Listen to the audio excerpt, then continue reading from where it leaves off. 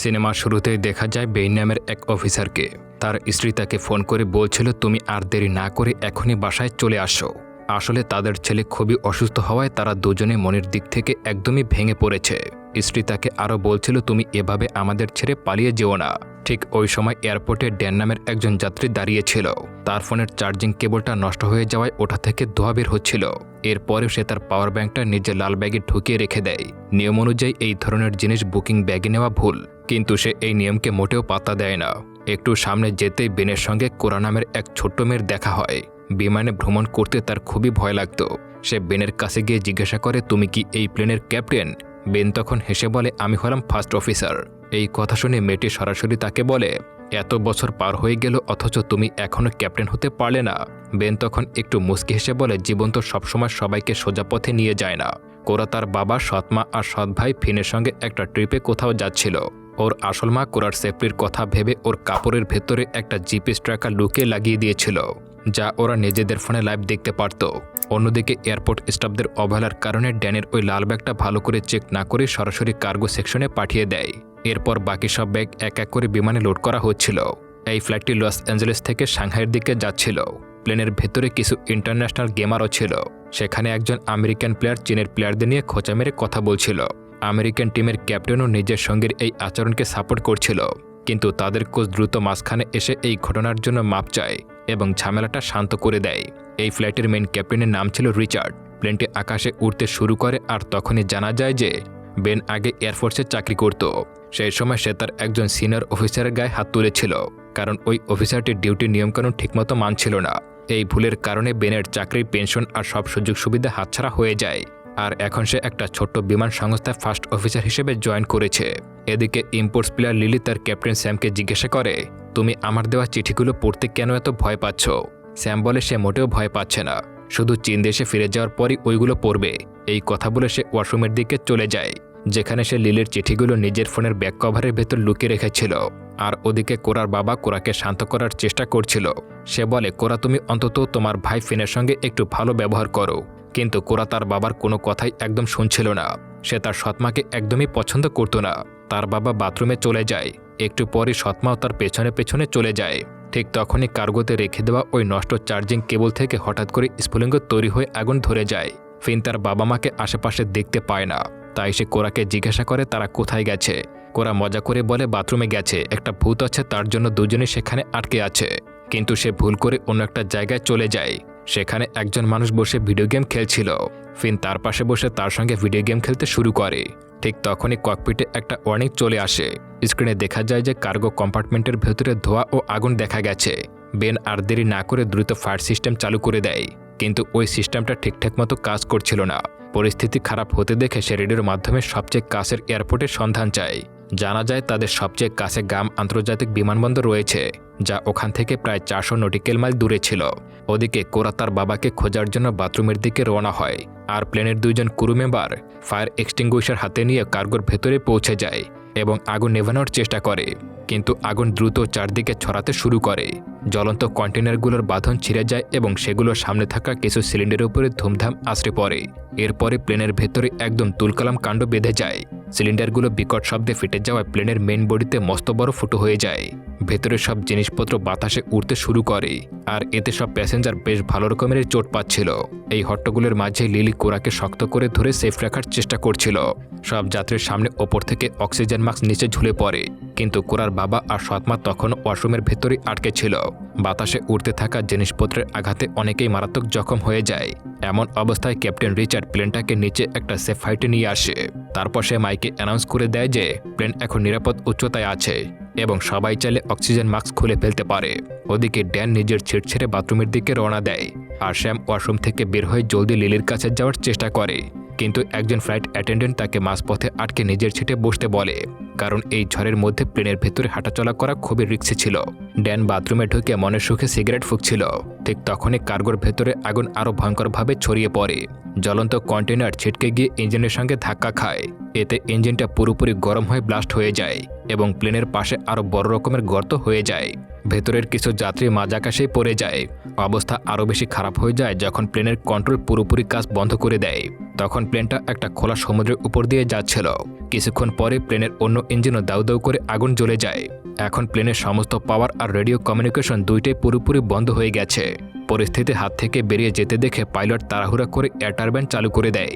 ভাগ্য ভালো থাকায় এর ফলে প্লেনের জরুরি যন্ত্রপাতিগুলো আবারও সচল হয় এবং ওরা বেঁচে থাকার একটা ছোট্ট আলো দেখতে পায়।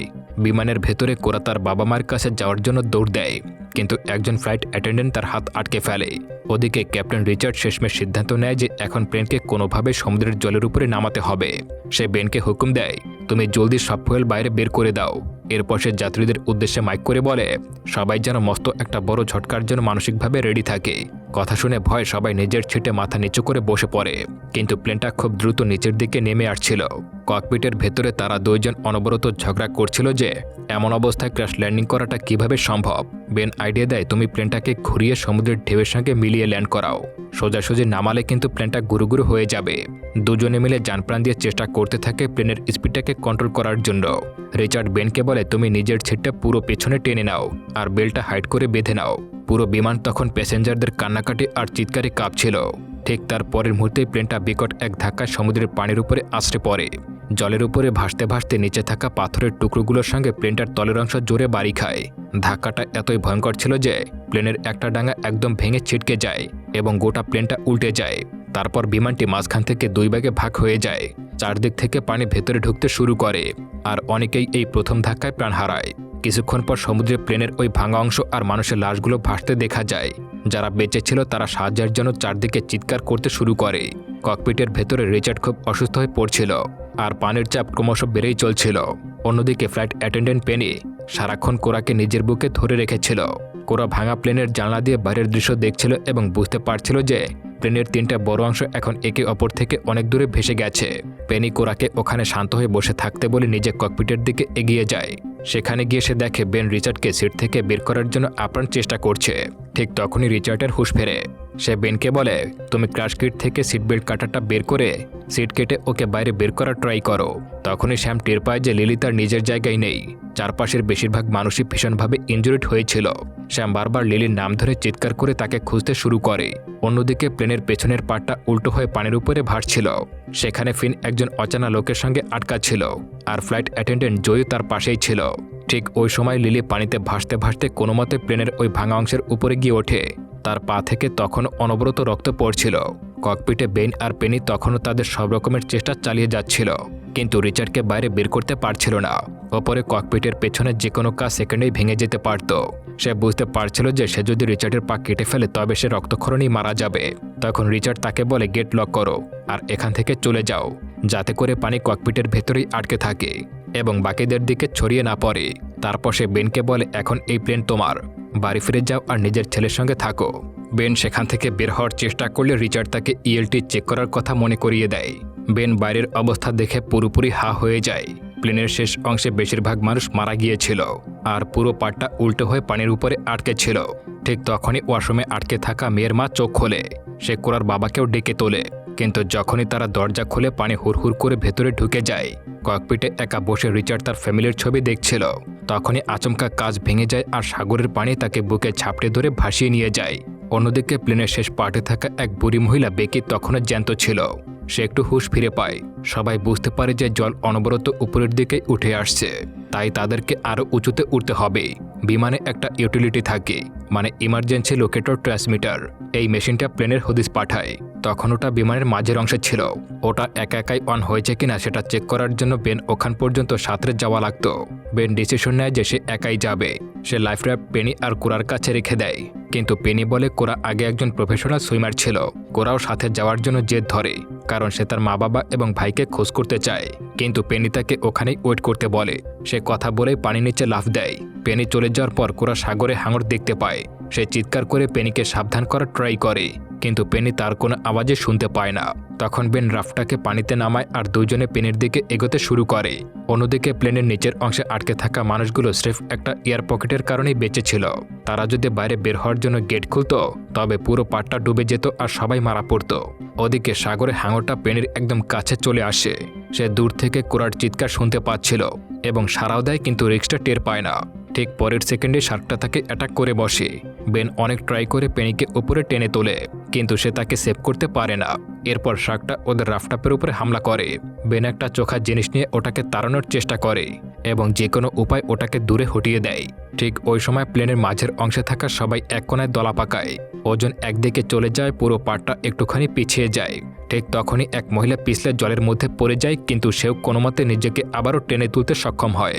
ওদিকে সবাই মিলে বাচ্চা ফিনকে ঠান্ডা করার ট্রাই করছিল। অন্য পাশে প্লেনের মাঝের অংশে শ্যাম সবাইকে বোঝাচ্ছিল যে কিছু মানুষকে আবারও জলের দিকে ফিরে যেতে হবে। বিমানের একটা পার্ট কোরাল রিফের উপরে আটকা ছিল, আর যদি ওজন কমানো না যায় তবে ওটা 1 সেকেন্ডের মধ্যে তলিয়ে যেতে পারে। কিন্তু আমেরিকান প্লেয়ার হ্যাজ তার এই কথায় কোনোভাবেই মানতে রাজি ছিল না। তাদের মধ্যে আবারও ক্যাচাল শুরু হয়ে যায়। এমনকি হ্যাচের কোচও একমত হয়েছিল যে শ্যাম একদম ঠিকই কথা বলছে, যে সে পানির দিকে যাওয়ার জন্য পুরোপুরি রেডি হয়ে যায়। কিন্তু হ্যাচ তখনও অটল থাকে। ওদিকে লিলি যে ভাঙা পাটায় ছিল ওটা আস্তে আস্তে দূরে ডুবতে শুরু করে। পা ইনজুরেড থাকার পরেও তাকে জলের মধ্যে নামতে হয় এবং সাঁতার কাটতে হয়। অনেক স্ট্রাগল করার পর সে মাঝের অংশে এসে পৌঁছায়। শ্যাম তাকে দেখে হাঁপ ছেড়ে বাঁচে আর দুজনেই একে অপরকে জড়িয়ে ধরে। কিন্তু ঠিক তখনই আচমকা একটা শার্ক কোচের উপরে অ্যাটাক করে বসে। জেসি তাকে সেভ করার ট্রাই করে, কিন্তু ওরাও শার্কের পেটে চলে যায়। এটা দেখে হ্যাচ চরম রেগে যায়। সে শব্দ শ্যামের ঘাড়ে চাপাতে শুরু করে এবং তাকে মারতে চায়। ঠিক ওই সময় বেন সেখানে এসে হাজির হয় এবং হ্যাচকে টেনে সরিয়ে নেওয়ার চেষ্টা করে। ওদিকে প্লেনের শেষাংশে জয়ী বলে যে সে নিচে ডুব দিয়ে বাইরে বের হওয়ার পথ খুঁজতে পারে, কিন্তু ম্যাট তাকে আটকে দেয়। তার হাত ভেঙে গিয়েছিল, কিন্তু তবুও সে নিজে যাওয়ার জন্য জেদ ধরে। বেকি তাকে বারণ করে, কিন্তু ম্যাট কোনো কথাই শোনে না এবং এক হাতের উপরে ভরসা করে জলে নেমে পড়ে। সে প্লেনের নিচ থেকে বেরোনোর রাস্তা খুঁজতে খুঁজতে শেষমেশ পানির উপরে চলে আসে। ওপরে এসে জোরে জোরে হেল্পের জন্য চিৎকার করতে শুরু করে। তখনই তার চোখে কোরার বাবা পড়ে যায়, কিন্তু ঠিক তার পরের সেকেন্ডেই একটা হাঙর ওদের উপরে হামলা করতে গিয়ে গিলে ফেলে। এটা দেখে ম্যাট পুরোপুরি প্যানিক হয়ে চেঁচাতে শুরু করে। এদিকে মাঝের অংশে এসে বেন সবাইকে বলে যে তারা আসলে অনেক ভাগ্যবান। প্লেনে সব মিলে 293 জন যাত্রী ছিল, কিন্তু এখন মাত্র 30 জনের মতো টিকে আছে। সেখানে কিছু লাইভ রাফটও পাওয়া যায়। বেন তখন ইমার্জেন্সি লোকেটর ট্রান্সমিটারটা খুঁজতে লেগে পড়ে। অন্য পাশে কোরা তখনও তার বাবাকে খোঁজ চালিয়ে যাচ্ছিল। অবশেষে বেন ডিভাইসটা চালু করে ড্যানের হাতে দেয় সামলানোর জন্য। ঠিক ওই মুহূর্তে আরেকটা হাঙর কোরাকে টার্গেট করে তেড়ে আসে, আর বেন চট করে গিয়ে ওর জানটা বাঁচায়। কিন্তু বিপদ এখনও শেষ হয়নি। ওদের একটা রাফ দূরে ভেসে চলে যায়, আর মাঝখান থেকে আবারও জল ঢুকতে শুরু করে। এই হুড়োহুড়ির চক্করে ড্যানের হাত থেকে ওই এলটি ফসকে সোজা সাগরে পড়ে যায়। ওদিকে শ্যাম একটা সুটকেস আঁকড়ে ধরে আলাদাভাবে সাঁতার কাটছিল। তার সাথে অজ্ঞান অবস্থায় হ্যাচও ছিল। বেন যখন ড্যানের কাছে এলটি খোঁজে, ড্যান তখন বলে যে ওটা জলে পড়ে গেছে। উল্টো সে বেনের উপরে চোটপাট নিয়ে বলে জিনিসটা যদি এতই ইম্পর্টেন্ট হতো তবে নিজের কাছে রাখলে ভালো হতো। ঠিক তখনই দূর থেকে তারা শ্যামকে সাঁতার কাটতে দেখতে পায়। বেন বুঝতে পারে যে ওদেরকে উদ্ধার করা দরকার, কিন্তু ঠিক ওই সময় চারপাশ থেকে হাঙরের দল ঘিরে ধরে। ড্যান ওখান থেকে যেতে একদমই রাজি ছিল না। সে নিজের জীবনকে বিপদে ফেলতে চাইছিল না। রেগে গিয়ে সে বেনের গায়ে হাত তোলে আর বলে এসব নাকি বেনের জন্যই হয়েছে। কিন্তু বেনও পাল্টা এক ঘুষি মেরে সাফ জানিয়ে দেয় যে আমরা সবাই ওখানে যাব এবং ড্যানকেও আমাদের সঙ্গে যেতে হবে। কিছুক্ষণ পর বেন আর ড্যান মিলে শ্যাম আর হ্যাচের কাছে পৌঁছে যায়। হাঙরগুলো ওদেরকে প্রায় ধরেই ফেলছিল, কিন্তু বেন একদম ঠিক সময় দুইজনকেই বাঁচিয়ে নেয়। অন্যদিকে উল্টে থাকা প্লেনের ভাঙা অংশে আর বেশিক্ষণ টিকে থাকা পসিবল ছিল না। বেকি ওখান থেকে নড়তে একদম সাফ না করে দেয়। জয়ী তাকে কথা দেয় যে সে আবারও ব্যাক করবে। এই বলে সে ফিনকে নিয়ে আগে বাড়ে। মাঝপথে তারা ম্যাটের লাশ দেখে ভীষণ কষ্ট পেলেও কোনোমতে জলের উপরে চলে আসে। ভাগ্যবশত তাদের কাছে একটা বন্ধ লাইফ রাফটও ভেসেছিল। তখন হঠাৎ করে লিলি আকাশের দিকে একটা প্লেন উঠতে দেখতে পায়। সবাই নিজেদের শেষ শক্তি দিয়ে হাত নাড়িয়ে সাহায্য চাইতে শুরু করে, কিন্তু ওই বিমানের পাইলটদের চোখ তাদের উপরে পড়েই নেই, তাই প্লেনটা সোজা চলে যায়। এদিকে জয় লাইফ রাফটটাও ওপেন করে ফেলে। সে ফিনকে ওটার উপরে বসাতে যাবে, ঠিক তখনই একটা হাঙর তেড়ে আসে। তবে লাকিলি শার্কগুলো নিজেদের মধ্যে মারামারি বাঁধিয়ে দেয়। এই সুযোগে জয় জলদি করে ফিনকে রাফটাপের ভেতরে তুলে দেয় এবং নিজেও কোনোমতে উপরে উঠে আসে। তার পা থেকে প্রচুর পরিমাণে ব্লিডিং হচ্ছিল, তাই কয়েক সেকেন্ডের মধ্যে সে বেহুশ হয়ে যায়। এখন ফিন পুরোপুরি একা হয়ে যায়। সে ভয়ে জোরে জোরে হেল্পের জন্য চিৎকার করতে শুরু করে। ঠিক তখন সে বুঝতে পারে যে এর নিচে কিছু একটা নড়াচড়া করছে। নিচে তাকিয়ে সে দেখতে পায় হাঙর ওটার তলায় অনবরত গুঁতো মারছে। এতে ব্যালেন্স হারিয়ে সে রাফটাপের একপাশে ঝুলে পড়ে। ওদিকে উল্টে থাকা প্লেনের ভাঙা অংশে পানি একদম বেকির গলা পর্যন্ত চলে এসেছে। তার নিজের নাতনির কথা খুব মনে পড়েছিল। সে ভগবানের কাছে প্রার্থনা করে যেন তার নাতনির লাইফটা সুখে ভরে ওঠে। ঠিক ওই সময় আকাশে একটা হেলিকপ্টার দেখা যায়, যেটা সার্ভাইভ করা মানুষদেরকে খুঁজছিল। পাশাপাশি একটা চীনা ফিশিং শিপের সঙ্গে কন্ট্যাক্ট করা হয় এবং তাদেরকে জানানো হয় যে পাশে একটা প্লেন ক্র্যাশ করেছে, তাই জলদি রেস্কিউ অপারেশনের জন্য যেতে। ঠিক তখন র্যাফটের উপরে বসা হ্যাচের নজর যায় শ্যামের দিকে। সে বারবার লিলির দিকে তাকাচ্ছিল। হ্যাচ তাকে সাহস দিয়ে বলে, যাও নিজের মনের কথাটা বলে ফেলো। কিন্তু শ্যাম জানায় যে এটা সে করতে পারবে না, কারণ তাদের টিমের রুলস অনুযায়ী প্লেয়াররা একে অপরের সঙ্গে ডেট করতে পারবে না। এটা শুনে হ্যাচ হেসে ফেলে আর বলে, এখন এই অবস্থায় কি ওই নিয়মের কোনো ভ্যালু আছে? কোরা ততক্ষণে বুঝে গিয়েছিল যে তার ফ্যামিলির হয়তো আর কেউ এই দুনিয়াতে বেঁচে নেই। সে তার বাবার কথা ভেবে ইমোশনাল হয়ে যায়। কোরার বাবা তাকে ফিনের দেখভাল করার জন্য বলে গিয়েছিল, কিন্তু সে সেটা ঠিকমতো পালন করতে পারেনি। অথচ ফিন তখন 7.5 বছরের একটা ছোট্ট বাচ্চা ছিল। বেন তাকে শান্ত করার জন্য বলে যে তার নিজের ছেলেও ঠিক 7 বছরেরই। এই বলে সে তার ছেলের একটা পুরনো ছবি কোরাকে দেখায়। ঠিক তখনই দূর থেকে উদ্ধারকারীদের একটা দল আসতে দেখা যায়। একটা হেলিকপ্টার সরাসরি ওদের দিকে এগিয়ে আসছিল। এটা দেখে সবার মনে বাঁচার নতুন আশা জাগতে শুরু করে। প্লেন থেকে একজনকে সমুদ্রে নামানো হচ্ছিল, কিন্তু বেন দূর থেকে চিৎকার করে মানা করতে শুরু করে। সে বলতে শুরু করে, তোমরা নিচে এসো না। কিন্তু হেলিকপ্টারের ভেতরে থাকায় কেউ তার কোনো কথাই শুনতে পায়নি। ঠিক যেই সেকেন্ডে ওই উদ্ধারকারী জলের উপরে পা রাখে, অমনি একটা হাঙর তাকে টার্গেট করে গিলে ফেলে। তাকে তাড়াতাড়ি উপরে টেনে তোলার ট্রাই করলেও শার্কটা লাফিয়ে উঠে তাকে নিজের মুখে ভরে নেয়। কেবলটা তখন হেলিকপ্টারের সঙ্গে লকড হয়ে থাকায় চপারটা ব্যালেন্স হারিয়ে পুরো বিগড়ে যায়। অল্প সময়ের মধ্যে হেলিকপ্টারটা ঘুরতে ঘুরতে সোজা সাগরের বুকে আছড়ে পড়ে। চপারের ওই ধাক্কায় ওদের রবারের নৌকাটা উল্টে যায়। সবাই কোনোমতে নিজেকে সামলে আবার উপরে ভেসে ওঠে, কিন্তু তখনই ড্যান একজন ফ্লাইট অ্যাটেন্ডেন্টকে ধাক্কা মেরে সরিয়ে দেয়। আর তখনই সে সোজা হাঙরের বুকে চলে যায়। ঠিক তখনই লোকাল একটা ফিশিং বোট সেখানে এসে পৌঁছায়। তবে জাহাজটা ওদের একদম কাছে আসতে পারছিল না, কারণ মাঝখানে কোরাল রিফ ছিল আর সেখানে জলও ছিল খুবই কম। এখন সার্ভাইভ করা মানুষদের নিজেদেরকে সাঁতার কেটে ওই জাহাজের কাছে পৌঁছাতে হবে। কিন্তু মেন সমস্যা ছিল যে ওদের রাফটাপের মধ্যে কোনো বৈঠা ছিল না। ঠিক ওই সময় বেন নোটিশ করে যে কোরা রাফটাপের ভেতরে নেই। সে একটা প্লেনের টুকরোর উপরে দাঁড়িয়েছিল। বেন 1 সেকেন্ডও সময় নষ্ট না করে কোরার দিকে সাঁতার কেটে যেতে শুরু করে, কিন্তু তার ঠিক পেছনেই একটা শার্কও আসছিল। বেন কোনো মতে কোরার কাছে পৌঁছায় এবং তাকে নিজের সাথে আসতে বলে, কিন্তু কোরা আসতে চায় না। সে বলে তার বাবার স্মৃতি নিয়েই এখানে মরতে চায়। বেন তাকে বুঝিয়ে রাজি করায় যে তাদের একটু অন্য রাস্তা ঘুরে যেতে হবে। এরপর সে কোরাকে নিজের শরীরের সঙ্গে শক্ত করে বেঁধে নেয় এবং তারা দুজনের সামনে এগোতে শুরু করে। তবে চারপাশের পুরো পানি হাঙরে গিজগিজ করছিল। এই ভয়ঙ্কর দৃশ্য দেখে জাহাজের চীনা জেলেরা একটা বড় সিদ্ধান্ত নেয়। তারা কষ্ট করে ধরে রাখা সমস্ত মাছ আবারও সাগরের পানিতে ছুঁড়ে ফেলে দেয়। এত মাছ একসঙ্গে দেখে হাঙরের নজরগুলো ওদিকে ঘুরে যায়, কিন্তু তারপরেও কয়েকটা হাঙর বেন আর কোরার পিছু ছাড়ছিল না। তখন বেন নিজের কাছে থাকা ফ্লেয়ার গান বের করে একটা হাঙরকে লক্ষ্য করে গুলি ছোড়ে। এর ফলে বাকি হাঙরগুলো ভয় পেয়ে সেই দিকটা পরিবর্তন করে এবং মাছগুলোর দিকে চলে যায়। অন্যপ্রান্তে ড্যান পানিতে একটা সিগারেটের প্যাকেট ভাসতে দেখে সেটা হাতে তুলে নেয় এবং র্যাফটের এক কোনায় বসে বেশ আরামে সিগারেট ধরায়। কিন্তু তার এই আনন্দ বেশিক্ষণ টিকে না। ঠিক পরের মুহূর্তেই হঠাৎ করেই একটা হাঙর নিচ থেকে এসে তার উপরে আক্রমণ করে এবং তাকে টেনে গভীর সমুদ্রে নিয়ে যায়। অবশেষে বাকি সবাইকে জাহাজটি ঠিকঠাক মতো উদ্ধার করতে সক্ষম হয়। এরপর শ্যাম লিলির সঙ্গে খুব মন খুলে কথা বলতে শুরু করে। সে জানায় সে লিলির দেওয়া চিঠিগুলো কোনোদিন পড়েনি এবং ওগুলো হয়তো এখন সমুদ্রের তলদেশে হারিয়ে গেছে। কিন্তু লিলি মিষ্টি হেসে বলে সে খুব ভালো করে জানে যে শ্যাম চিঠিগুলো ঠিকই পড়েছিল। সে শুধু নিয়মের বেড়াজালে নিজের মনের অনুভূতিটা লুকিয়ে রেখেছিল। লিলির মুখে এই কথা শুনে শ্যাম আলতো করে তার মাথায় একটা চুমু দেয়। কিছুক্ষণ পর বেন কোরার কাছাকাছি এসে বসে। ঠিক তখনই হঠাৎ করে সবার মোবাইলে সিগন্যাল চলে আসে। কোরা 1 সেকেন্ডও দেরি না করে বেনের ফোনটা চেক করে নেয় এবং ফিনের কাপড়ে থাকা জিপিএস ট্র্যাকারের মাধ্যমে তার লোকেশন বা অবস্থান চেক করে। ফিনের খোঁজ পাওয়া মাত্রই সবাই ওই দিকে রওনা দেয়। সেখানে গিয়ে তারা একটি লাইফ র্যাফটও দেখতে পায়, যার ভেতরে জয়ী অজ্ঞান অবস্থায় পড়েছিল। কিছুক্ষণের মধ্যে সে সুস্থ হয়ে ওঠে এবং পাশে শুয়ে থাকা ফিনের দিকে আঙুল দিয়ে দেখিয়ে দেয়। ফিনকে অক্ষত দেখে কোরা আনন্দে কেঁদে ফেলে। 2 ভাই বোন আবার একে অপরকে ফিরে পায়। কাহিনীর একদম শেষ দৃশ্যে দেখা যায় যে বেনের নিজের ছেলেটি ক্যান্সারের মতো একটি মরণভেদের সঙ্গে লড়াই করছে। বেন তাড়াতাড়ি তার স্ত্রীকে ফোন করে।